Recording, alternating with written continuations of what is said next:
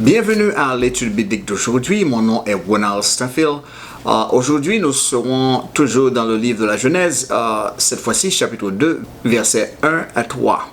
Dans nos sessions précédentes, nous avons vu les 6 jours de création. Maintenant, on arrive à la conclusion de ces jours. Nous avons constaté que Dieu a vu et déclaré que tout ce qu'il avait fait était bon. Il était satisfait de sa propre création. Nous arrivons maintenant à la phase finale de la création. C'est ce que nous verrons dans ce passage de Genèse chapitre 2 versets 1 à 3. Dieu se repose au 6e jour, juste après les 6 jours de création et de façonnement. Cette partie aurait dû arriver à la fin du premier chapitre, mais l'Écriture ne nous est pas parvenue en chapitre et en verset.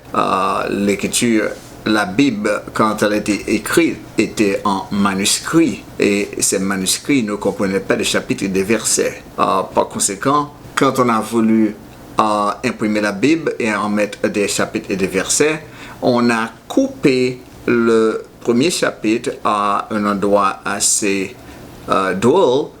Et c'est pourquoi les 3 premiers versets du chapitre 2 devraient être à la fin, après le verset 31 du chapitre 1er, parce que c'est la conclusion de la création. Ces manuscrits-là étaient écrits à la main, c'est pourquoi on les appelle des manuscrits, et ils étaient écrits sur des peaux qui étaient des parchemins, ou bien sur de papier fait de papyrus qui était une plante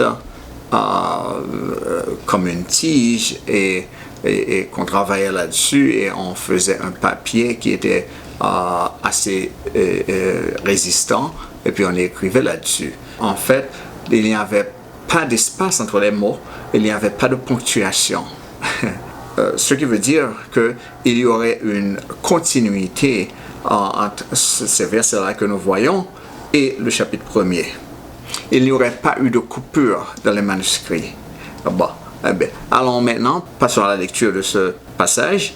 C'est Genèse chapitre 2, versets 1 à 3. Après la lecture, nous en ferons une explication et puis nous passerons aux applications. Tout d'abord, Genèse chapitre 2, versets 1 à 3. Ainsi furent achevés les cieux et la terre et toute leur armée. Dieu acheva au 6e jour son œuvre qu'il avait faite et il se reposa au 6e jour de toute son œuvre qu'il avait faite. Dieu bénit le 6e jour et il le sanctifia parce qu'en ce jour, il se reposa de toute son œuvre qu'il avait créée en la faisant. Passons maintenant à l'explication. Entre le premier verset et le 3e verset du chapitre 2 de la Genèse, il y a 4 points principaux que nous pouvons souligner. Le premier point, c'est qu'il y a une relation étroite entre le ciel et la terre. Pourquoi?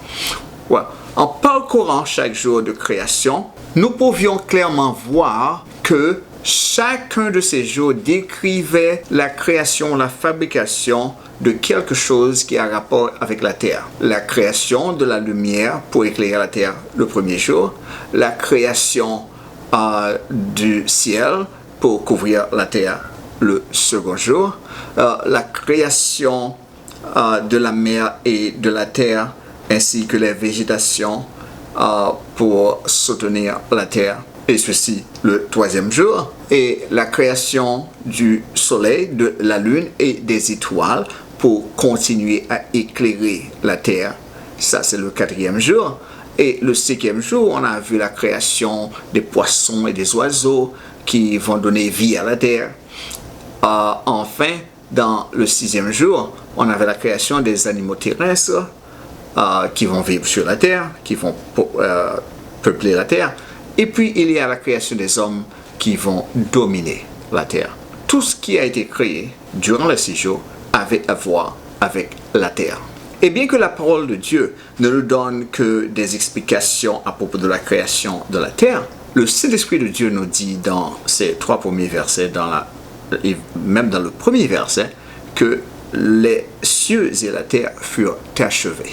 Cette déclaration nous ramène à la discussion à propos de quels cieux Dieu entendait-il par Hashamayim. Hashamayim, c'est le mot hébreu pour cieux. Et il est toujours au pluriel en hébreu.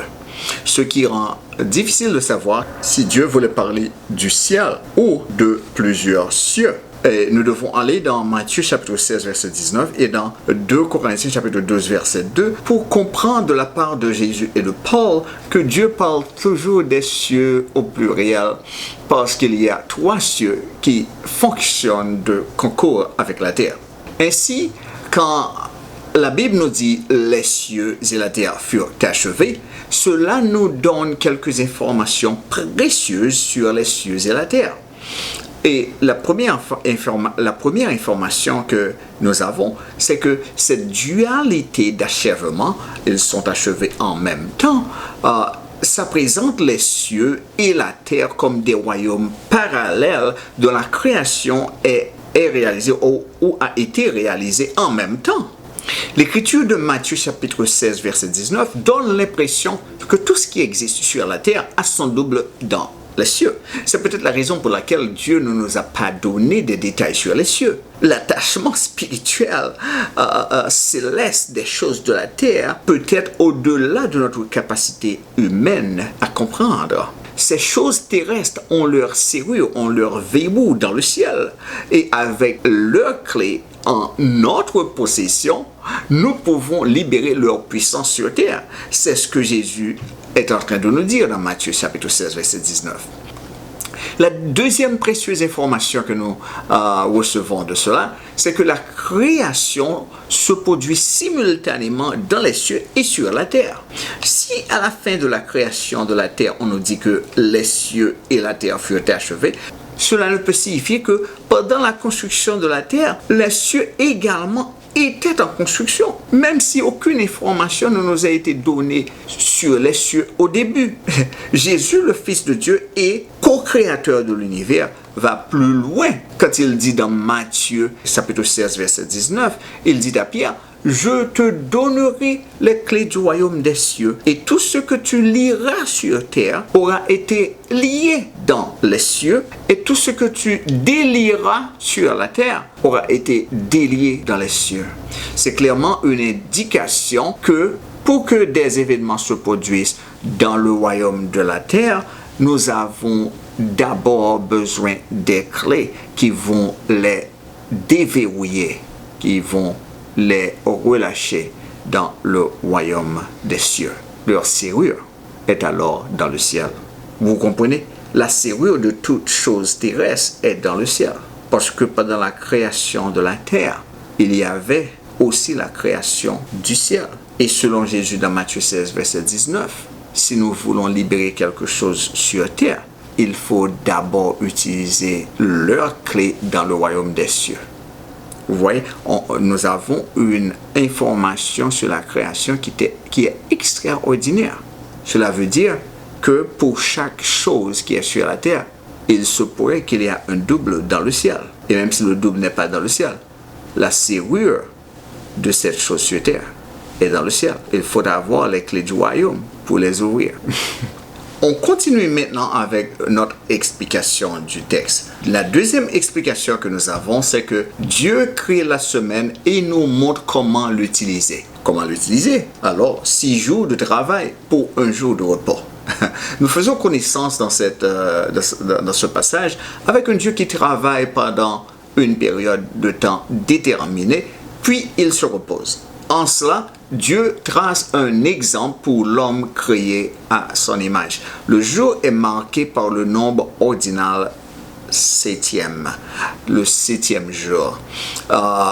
Le fait que le jour où il a choisi de se reposer soit un nombre ordinal signifie qu'il y avait de l'ordre dans les jours et qu'il en tenait compte. Okay? Il tenait compte de tous les jours. 1er, 2e, 3e, 4e, 5e, 6e et maintenant le 7e jour, il se repose. Et avec ce décompte, un cycle s'est formé. Et ce cycle-là, on l'appelle la semaine. Et cela est évident dans le livre d'Exode, chapitre 20, versets 8 à 11, où Dieu établit le 7e jour comme un jour de repos qui devait venir à la fin d'une période de 6 jours de travail. La semaine est officiellement établie comme 6 jours de travail suivis par 1 jour de repos. Ce 7e jour est particulier pour 2 raisons. La première raison, c'est que Dieu s'arrête de travailler. Et la deuxième raison, c'est que Dieu se repose. Certains gens peuvent se reposer et ne pas s'arrêter de travailler. Il y en a d'autres qui peuvent s'arrêter de travailler, mais ils ne se reposent pas. Le fait que Dieu a cessé de travailler signifie qu'il travaillait avant qu'il ait cessé de travailler. Ça, c'est important. Il était actif. Et quand il s'est arrêté, il ne travailla plus. Et puisqu'il s'est reposé volontairement, cela signifie que son travail, autant que son repos, était intentionnel. Ça, c'est très important. Parce que quand on travaille, on doit le faire à bonne volonté. Et quand on se repose, il faut aussi le faire à bonne volonté. C'est ce que Dieu a fait. Et de même que Dieu a travaillé pendant 6 jours et s'est reposé le 7e, les hommes devraient faire de même. Et maintenant, 3e partie de notre explication. Et maintenant, 3e partie de notre application du passage. Dieu bénit le 7e jour et le distingue. Il le met à part. Autrement dit, il le rend saint. On peut dire que le 7e jour était un jour très spécial. Car ce jour-là, Dieu s'est reposé. Plus tard, quand Dieu aura délivré son peuple du pays d'Égypte, il leur donnera le Torah. Le Torah, c'est la loi de Moïse. Et dans le Torah, il fera du 7e jour un commandement parmi les 10 commandements qu'il va demander aux Israélites, son peuple, d'observer. Jusqu'à Jésus. Et pourquoi jusqu'à Jésus? Parce que quand Jésus est venu, il a expliqué dans Marc chapitre 2 verset 27 que le sabbat n'était vraiment pas pour Dieu. Le sabbat était pour l'homme. Ce qui nous amène à croire qu'en se reposant, Dieu ne se donnait pas un exemple, mais il donnait un exemple à l'humanité. Il ne le faisait pas pour lui-même, il le faisait pour nous. Quand on y pense, Dieu a-t-il vraiment besoin de se reposer? Parce que dans le psaume 121 verset 3, la Bible nous dit que Dieu ne dort ni ne somnole. Il ne dort ni ne somnole. Cela veut dire qu'il ne se repose pas. Il n'a pas besoin de se reposer. Il est Dieu. Bien sûr, après la mort, la résurrection et l'ascension du Christ, l'apôtre Paul déclarera dans Colossiens chapitre 2 verset 16 à 17, il dira: ne laissez personne vous juger par ce que vous mangez ou buvez, ou en ce qui concerne une fête religieuse, une célébration de la nouvelle lune ou un jour de sabbat. Ce n'est qu'une ombre des choses à venir. Le corps cependant est de Christ. Mais écoutez, il a dit que ne vous laissez pas juger par le sabbat parce que ce n'est qu'une ombre des choses à venir. Le sabbat n'est qu'une ombre. C'est une ombre des choses à venir. Ouais, si c'est une ombre des choses à venir, quelles choses devraient venir? Il dit, quand Christ est venu. Ici, quand vous avez une ombre, cela veut dire qu'il y a un corps, et puis le corps bloque la lumière, et puis quand ça bloque la lumière, ça projette une ombre ou un ombrage. C'est pourquoi quand on dit que le sabbat c'est l'ombre, cela veut dire Christ, c'est la vraie chose. Le corps de Christ, c'est la vraie chose. Quand Christ est venu et est mort pour nous, la signification du sabbat a changé. Le jour que nous choisissons pour être au sabbat est sans importance même. Il faut choisir un jour. Nous devons toujours travailler 6 jours et nous reposer un jour. Cela fait 7 jours. Mais nous ne sommes plus dans l'obligation d'observer le sabbat comme une loi parce que Jésus est déjà venu. Parce que, imagine ça, le sabbat c'est une loi comme les autres lois. C'est un commandement comme les autres commandements. 4e, la création est distincte de la fabrication.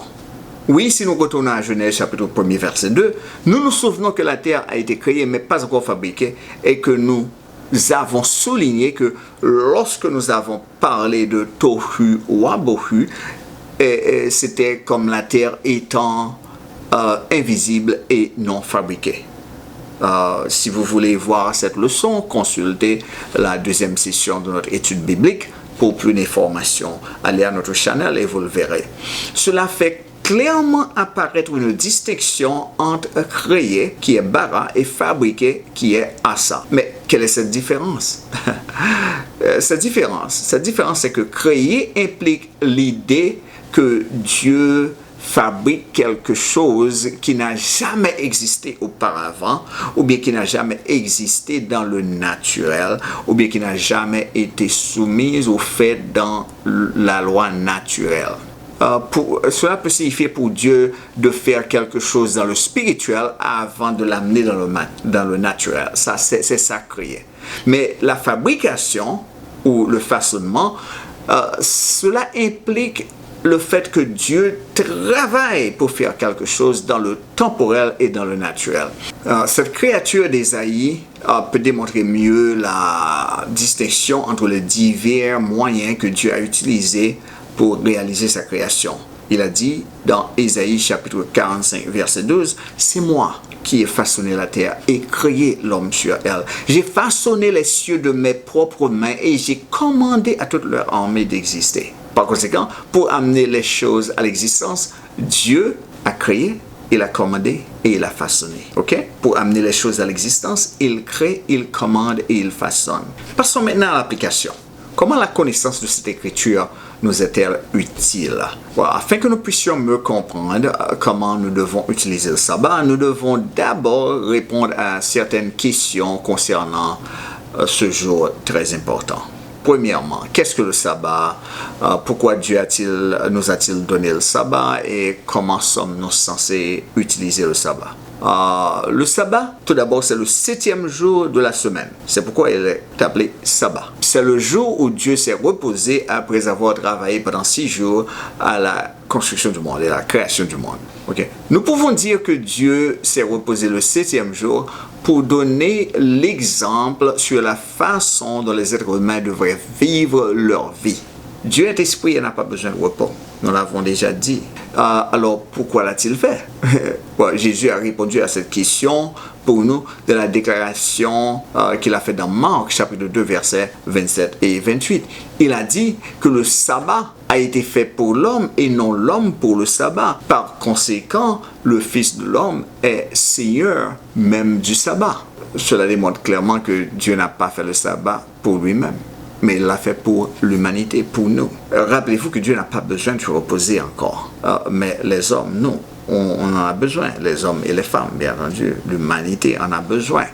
Par conséquent, nous devons utiliser le jour de sabbat pour nous reposer. Pour notre deuxième application, nous apprenons à vivre une vie meilleure. La vie est un équilibre entre le travail et le repos. Dieu l'a conçu ainsi. Il a conçu le corps pour qu'il travaille pendant 6 jours et se repose pendant 1 jour. Pour vivre une vie meilleure, il faut respecter les normes que Dieu a établies pour notre corps. Bien sûr, avec l'avènement de l'industrie, des machines et de la technologie moderne, les êtres humains ont modifié ces principes fondamentaux de la vie. Il est presque impossible de vivre normalement dans ce monde technologiquement avancé que nous vivons. Néanmoins, nous pouvons encore nous accrocher à un reste de normalité en utilisant ce jour de sabbat, qui est ce jour de repos, pour renouer notre relation avec Dieu, avec les membres de notre famille, nos parents et nos amis. Il y a des gens qui ne prennent même pas ce jour de repos. Et il y en a ceux qui font de chaque jour leur jour de repos. Naturellement, nous constatons que certains gens aiment le travail plus que le repos. Et d'autres aiment le repos plus que le travail. Mais les modes de vie sains sont ceux qui trouvent le bon équilibre entre le travail et le repos, qui consiste à travailler 6 jours et à se reposer 1 jour. Troisièmement, ce passage nous aide à déterminer que la création a vraiment pris fin. Wow. Il n'y a aucun doute que lorsque Dieu dit que les choses sont terminées, elles le sont. C'est Dieu qui parle. Cela signifie qu'il n'y a aucune possibilité que quoi que ce soit d'autre peut se former au-delà de la création. Il n'y a qu'une seule terre et tout ce qui a été créé pour soutenir cette terre. Il n'y a qu'une seule terre et tout ce qui a été créé pour soutenir cette terre. C'est la seule terre que nous connaissons et et c'est cette terre-là sur laquelle nous vivons. La terre est présentée jusqu'à la fin de la création comme étant le seul lieu où la vie est possible dans tout cet univers que nous avons. Cette terre et ces cieux seront un jour détruits et d'autres les replaceront. Nous voyons ça dans Ésaïe chapitre 65 verset 17 et dans Apocalypse chapitre 21 verset 1. Avec cela, nous avons l'assurance qu'il n'y a pas d'autre forme de vie dans le reste de l'univers. Alors désolé, d'après la Bible, les extraterrestres, ça n'existe pas. Même s'ils font l'objet de nombreux films au cinéma. Nous sommes également conscients qu'il n'y a absolument pas d'autres planètes habitables dans tout cet univers. Et ceci en dehors de la Terre. Il n'y a pas d'autre. Par conséquent, les gens riches gaspillent leur argent à essayer de trouver un endroit habitable dans l'espace. C'est une perte d'argent. Il faudrait mieux de donner cet argent aux pauvres afin que Dieu puisse les remarquer et les récompenser en retour. Nous n'avons pas de questions extra pour cette session. Vous pouvez avoir de nombreuses questions vous-même, mais je vous inviterai à les poser ou bien par email ou bien en les plaçant dans la section commentaires dessous du vidéo et je ferai de mon mieux pour y répondre. Entre-temps, c'est tout ce que nous avons pour vous pour le moment. J'espère que ces leçons vous édifient pour le royaume des cieux. Et jusqu'à la prochaine, que Dieu vous bénisse, vous et votre famille abondamment. Et si vous n'avez pas encore une relation avec Dieu à travers Jésus, le Messie juif, il attend. Il frappe à la porte de ton cœur. Ouvre-lui. Vous voyez, il dit cherchez d'abord le royaume de Dieu. Et si vous ne pouvez pas trouver le royaume, lui, il va vous trouver si vous l'appelez. Appelez Jésus, il vous répondra. Et il viendra à vous. Il te prendra par la main et il te mènera à son royaume afin que tu ne sois plus perdu. C'est tout ce que j'avais pour vous. Au revoir et à bientôt.